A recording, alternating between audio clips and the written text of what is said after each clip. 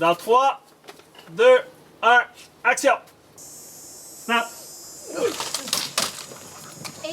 On a une recherchiste de location qui nous aide à trouver ces lieux-là. On avait besoin d'un lieu qui faisait un peu film d'action, Lara Croft, un peu comme ça. Puis, donc, on a trouvé ça à Bois-Châtel. Non, on n'est pas au Mexique ou dans la vraie jungle. On est vraiment très près du centre-ville de Québec. Après avoir fait plusieurs saisons à Montréal, bien, on avait fait beaucoup de lieux. Donc, c'est le fun d'arriver ici à Québec. Et ça donne un petit vent de fraîcheur de trouver des nouvelles locations comme ça. Ça nous aide beaucoup, surtout au niveau de l'écriture, trouver des idées. C'est là, on part de là, on part des lieux. Nous, on arrive à un endroit, ça serait bien faire ça. Donc, c'est très inspirant pour nous. Je vais vous dire, c'est notre 10e saison qu'on tourne en ce moment. Et il y a un phénomène, il y a mon âge qui avance aussi tranquillement.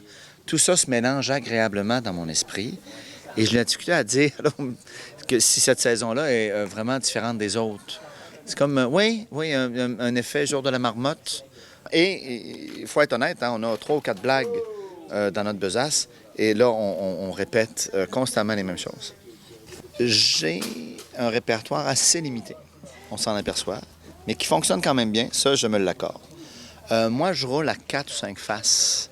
Après ça, c'est des mélanges, des pourcentages, tout simplement. Là, je vous dévoile un truc, là. Je suis un peu gêné, mais c'est aussi simple que ça. Il y a très longtemps, j'ai rencontré Sylvain et je lui ai dit que je trouvais que c'était le programme le plus intelligent qui existe en ce moment à la télé dans le monde, dans le sens où ça rappelle qu'on n'a pas besoin de faire des blagues ou de dire des mots pour faire rire. Et c'est vrai qu'on est dans une époque où on l'a un petit peu oublié. Aujourd'hui, les gens aiment l'humour noir, l'humour caustique, l'humour provocateur ou au contraire l'humour d'observation. Mais à chaque fois, c'est des humours qui ont besoin finalement de mots. Et moi, je l'ai souvent dit, je suis un grand fan de Michel Courtemanche, mais aussi un grand fan de Charlie Chaplin, un grand fan de Fred Astaire. J'ai toujours adoré le muet. Je trouve qu'il y a une forme très poétique là-dedans. C'est quelque chose qui nous unit finalement. Et moi, j'avais envie de faire partie de ce programme depuis très longtemps. Et c'est un honneur pour moi d'être dans la saison 9 et dans la saison 10, du coup. L'ambiance du plateau de LOL, c'est toujours extraordinaire. LOL, c'est vraiment comme une espèce de grande famille où tout le monde collabore, où tout le monde est là pour le show. Donc, c'est sûr qu'il y a une ambiance vraiment extraordinaire. On s'est imaginé un sketch dans lequel une aventurière pourrait être enceinte, parce que ça se peut.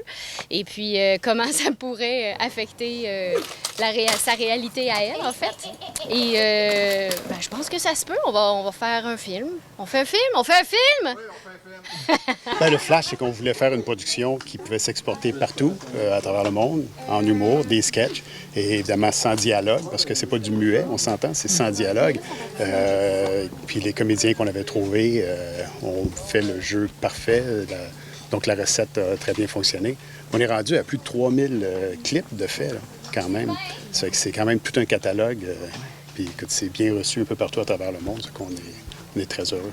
42 univers pour la saison 10, près de 32 dans la région de Québec, une dizaine à l'extérieur. C'est un univers par jour. Donc, on va tourner 10 jours à Las Vegas, mais 32 univers ici à Québec. Mais on retrouve de tout, hein, de la nature, des anciens bâtiments, le fleuve Saint-Laurent. Donc, Québec est vraiment une région propice au tournage pour nous. Puis on espère que ça va attirer des producteurs d'un peu partout à travers le monde. On va reprendre juste la finale. Prenez le temps de la laisser partir, vous regardez.